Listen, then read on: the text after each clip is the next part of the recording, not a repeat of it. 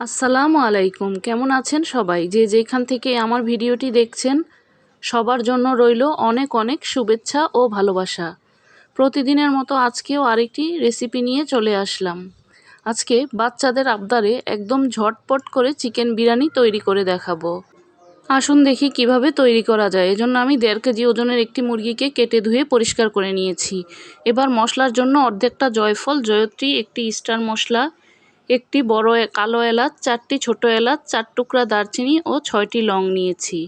এবার এখান থেকে জয়ফল, জয়ত্রী, একটি টমেটো, 8টি কাঁচামরিচ, এক মুঠ পেঁয়াজ কুচি একসাথে ব্লেন্ড করে নেব। চাইলে পাটায়ও বেটে নিতে পারেন।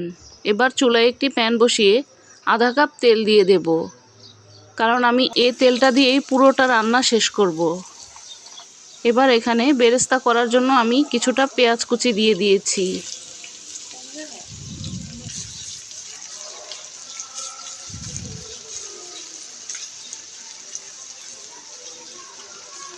পেঁয়াজটাকে এবার ভালোভাবে নাড়াচাড়া করে বেরেস্তা করে নেব।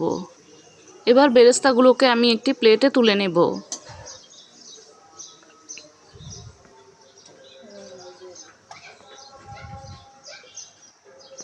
তুলে নেওয়া হয়ে গেলে বেরেস্তা ভেজে রাখা ওই একই তেলের মধ্যে আমি এই মশলাগুলোকে দিয়ে দেব।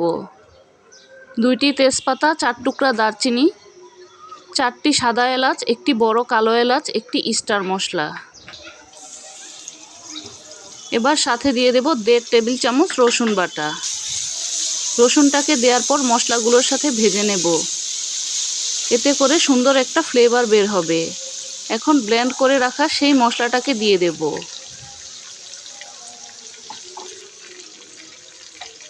দিয়ে দেব 1 টেবিল চামচ আদা বাটা। এবার সবগুলো মশলা একসাথে একটু ভেজে নেব।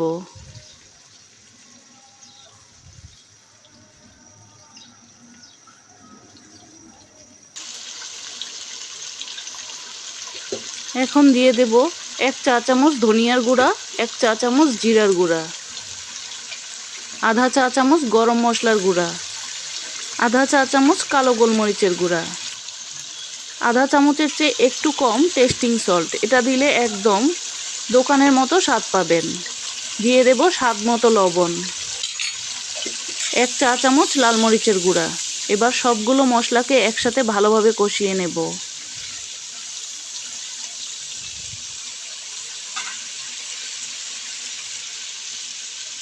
মশলাটা ভালোভাবে কষিয়ে নেওয়া হয়ে গেলে এখন কেটে রাখা মুরগির মাংসগুলোকে দিয়ে দেব।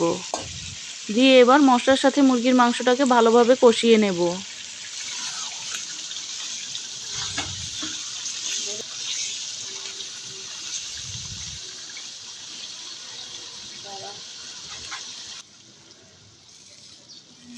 এখন বেরেস্তা করে রাখা সেই বেরেস্তা থেকে অর্ধেকটা পরিমাণ বেরেস্তা দিয়ে দেব।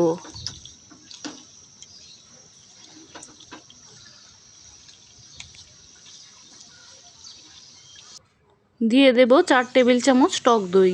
টক দইটাকে আমি একটু ফেটিয়ে নিয়েছি। এখন বাটিটা ধুয়ে সামান্য একটু পানি দিয়ে দেব।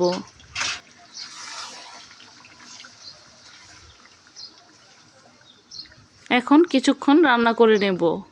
এখানে কিন্তু আর কোনো পানি দেওয়ার দরকার নেই।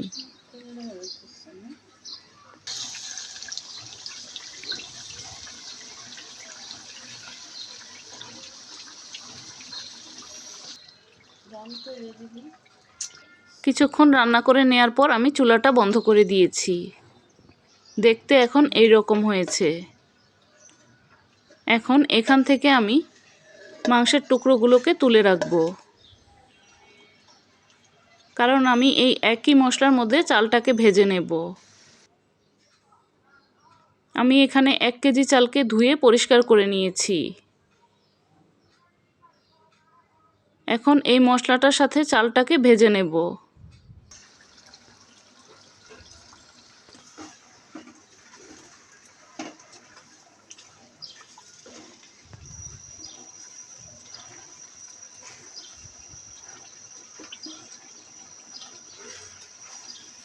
চালটাকে একটু ভালোভাবে ভেজে নিতে হবে।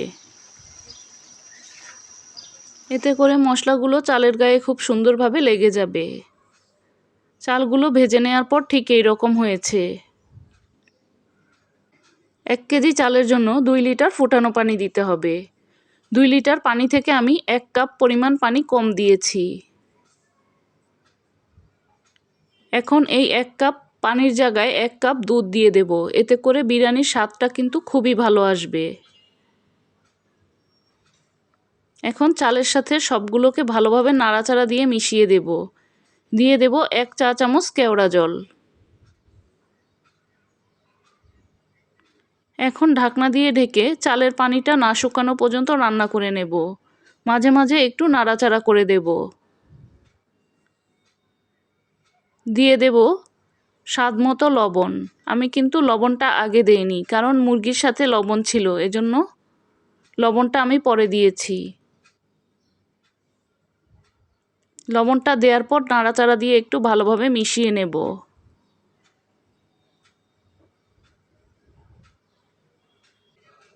চালের পানিটা কিন্তু এখন পুরোপুরি শুকিয়ে গেছে। চালগুলোও মোটামুটি সিদ্ধ হয়ে গেছে। এখন রান্না করে রাখা মাংসটাকে দিয়ে দেব। দিয়ে খুব ভালোভাবে মিশিয়ে নেব।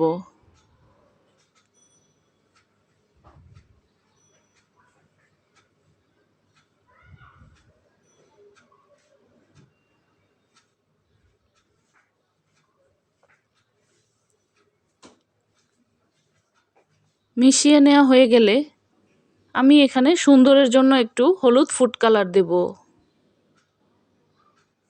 চাইলে আপনারা এটাকে বাদও দিতে পারেন। আমি দুধের সাথে একটু ফুড কালার মিশিয়ে নিয়েছি। এবার বাকি যে অর্ধেকটা বেরেস্তা ছিল সেটা উপরে দিয়ে দেব। দিয়ে দেব ফালি করে দেওয়া কয়েকটা কাঁচামরিচ। এখন ঢাকনা দিয়ে ঢেকে 10 মিনিটের জন্য তাওয়ার উপরে দমে রাখবো। 10 মিনিট পর দেখতেই পাচ্ছেন বিরিয়ানিটা কিন্তু একদম রেডি। তৈরি হয়ে গেল বাচ্চাদের আবদারে একদম ঝটপট চিকেন বিরিয়ানি। চাইলে আপনিও এই সহজ রেসিপিতে বিরিয়ানিটি একবার ট্রাই করে দেখতে পারেন। অনেকেই কিন্তু অনেকভাবে রান্না করেন, চাইলে আজকের এই রেসিপিটি ফলো করে আপনিও এভাবে তৈরি করে নিতে পারেন। আবারও দেখা হবে নতুন কোনো রেসিপি নিয়ে। সে পর্যন্ত ভালো থাকবেন, সুস্থ থাকবেন। আল্লাহ হাফেজ।